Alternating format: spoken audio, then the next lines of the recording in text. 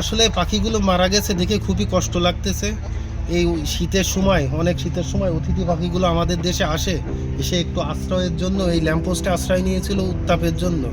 সেই আশ্রয় নিয়েই তাদের কাল হলো, এখন তারা মরে পড়ে আছে। তো এই বেনাপোল বন্দর কার্গো ইয়ার্ড টার্মিনালে এত বড় একটা কাজ হলো, সেখানে পরিবেশের বিষয়টি একদম উপেক্ষিত রাখা হয়েছে। ইঞ্জিনিয়াররা যে কাজটা করলো পরিবেশের বিষয়টা দেখেইনি। তো আমি আসলে এর তীব্র নিন্দা এবং প্রতিবাদ জানাচ্ছি।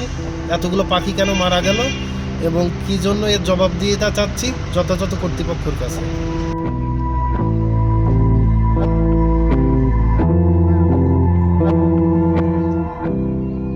ফাইবার স্কুলের আপনাদের ভিডিও মনে হয় দেখছেন, উপর থেকে পড়ছে, নিচ থেকে তো বের করা হয়েছে, উপর থেকে তার বের করা কেন তৈরি, এটা বিদ্যুৎ স্পৃষ্ট না, উপর থেকে পড়ে গেছে, পরে মেবি আর উঠতে পারে না। আমরা প্রধান কার্যালয়ে জানাইছি, তারা ওইটা করার জন্য প্রসিডিউর চালাচ্ছে, ওইটা কিভাবে আটকানো যায় ওইভাবে